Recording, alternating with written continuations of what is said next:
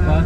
Karena ibadah umrah ini bukan ibadah biasa, bukan ibadah yang dianggap ringan, bukan ibadah yang disepelekan. Dosa-dosa yang sekiranya tidak bisa dihapus dengan sholat, tidak bisa terhapus dengan zakat dan sedekah dan yang lainnya, ketika kita melakukan ibadah haji ataupun umrah, dosa-dosa perkara, dosa-dosa besar yang sudah terhapus akan terhapus ketika sudah selesai melaksanakan ibadah umrah.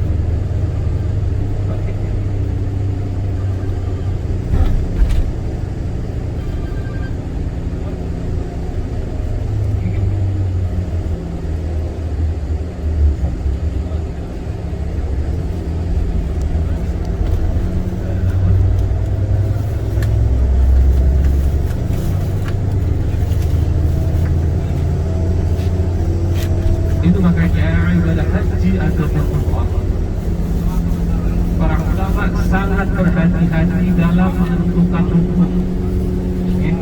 Sangat berhati-hati dalam menentukan hukum pelaksanaan ibadah haji atau umrah, karena ini adalah bukan ibadah biasa, disebut sebagai ibadah spesial, ibadah yang sangat berat. Makanya disebutkan wa atimul hajj wal umrata lillah, sempurnakanlah haji dan umrah semata-mata karena Allah. Syarat menyempurnakan yang pertama, sudah berniat ingin dekat dengan Allah, ingin mendapat ampunan Allah. Dan yang kedua, syarat penyempurnaan adalah mempelajari tentang ibadah haji ataupun umrah.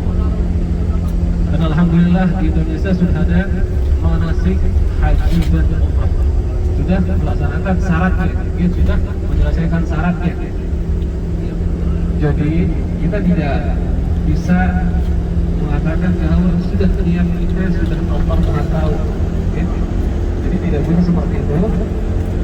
Untuk apa Allah menurunkan Nabi? Untuk apa Allah memberikan ilmu kepada para sahabat, kepada para ulama dan imam mazhab, kalau Allah tidak punya tujuan?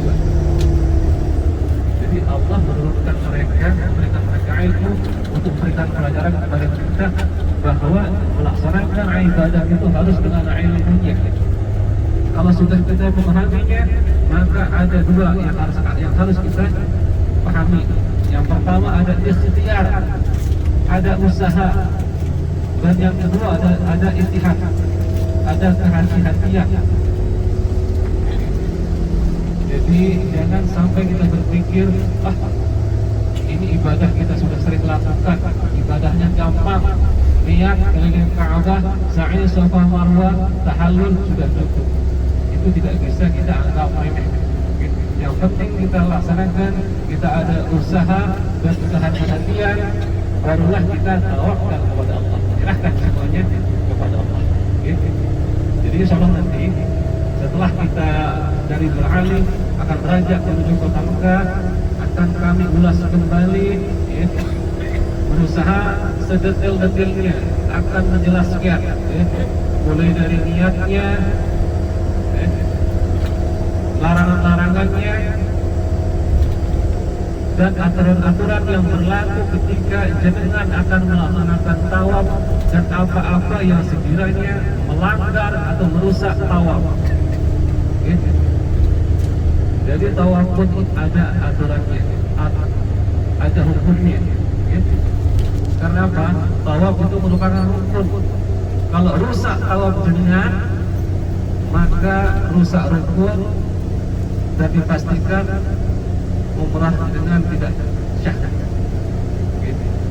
Jadi kita akan usahakan membahas sedikit demi sedikit, pelan-pelan, dan jenengan boleh bertanya kalau memang tidak begitu paham, boleh ditanyakan, karena banyak waktu yang kita gunakan nanti selama perjalanan.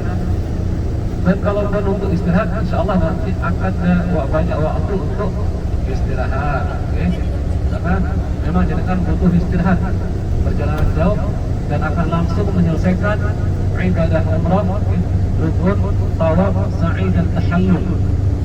Tidak ditunda sampai besok, harus malam ini. Afdalnya adalah langsung dituntaskan. Kalau ditunda-tunda nanti terlalu banyak larangan-larangan yang akan kita ibadah kita syah karena kita mampu membayar denda dalam larangan tersebut. Tapi nilainya, kualitasnya di hadapan Allah itu berbeda dengan orang-orang yang betul-betul berusaha berhati-hati menjaga larangan, menjaga untuk tidak melakukan pelanggaran baik dari rukun yang pertama sampai yang terakhir.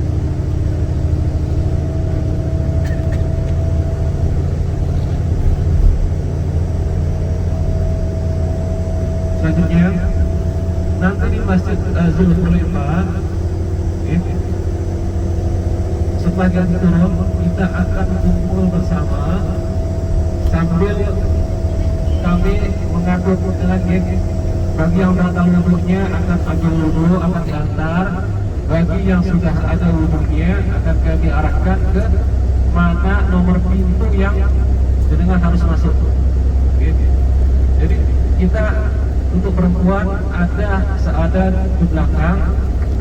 Kita patoknya satu pintu, jangan masuk dua pintu, satu pintu saja cukup.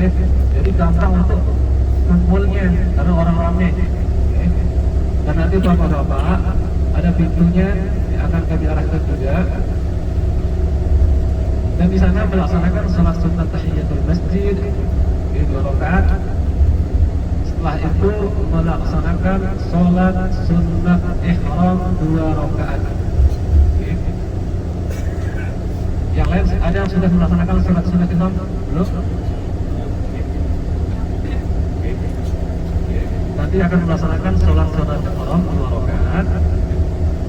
Sunnah membaca surah Al-Kafirun setelah Fatihah pada rakaat pertama, dan membaca surah Al-Ikhlas pada rakaat kedua setelah Fatihah. Kalau ada yang nggak tahu, nggak hafal, cuma hafalnya Fatihah saja, tidak apa-apa. Jadi jangan khawatir, silahkan cukup Fatihah saja. Dan nanti kalau sudah selesai sholat, jenengan keluar, dan kita akan sama-sama kumpul di tempat kita kumpul pertama kali. Kalau sudah lengkap semuanya, baru kita sama-sama menuju bus. Dan untuk niatnya, lapas niatnya dan juga penguatan niatnya nanti di bus. Lapas niat dan juga menguatkan niatnya nanti di bus. Ini perlu dijelaskan, niat itu di dalam hati. Sementara yang kita ucapkan itu namanya lafaz niat. Yang wajib yang mana? Itu niat di dalam hati. Kalau lafaz itu adalah sunnah.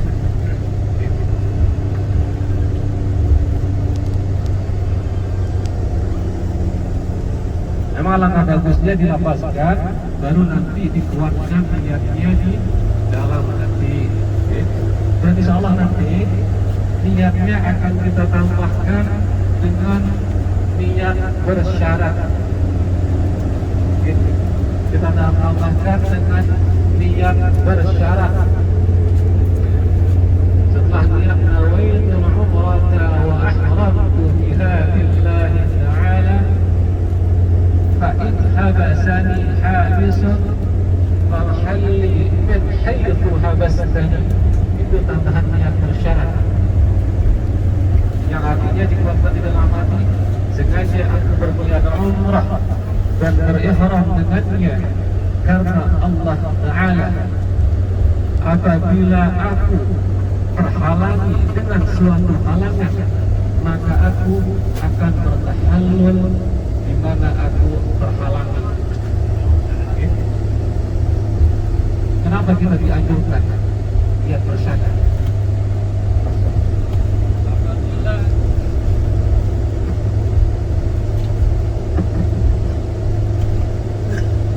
Kalau kita sudah niat bersyarat, apabila kita sudah melakukan perjalanan, ketika dalam perjalanan tiba-tiba ada yang sakit mendadak dan tidak bisa melanjutkan perjalanan, maka boleh bertahallul, maka dia sudah syah umrahnya. tidak harus membayar dam, tidak harus menyembelih kambing kalau sudah bersyarat.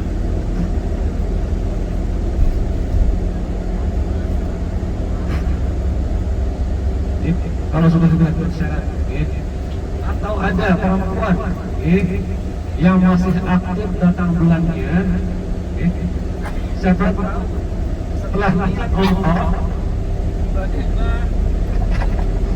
tiba-tiba dalam perjalanan atau baru sampai Mekah datang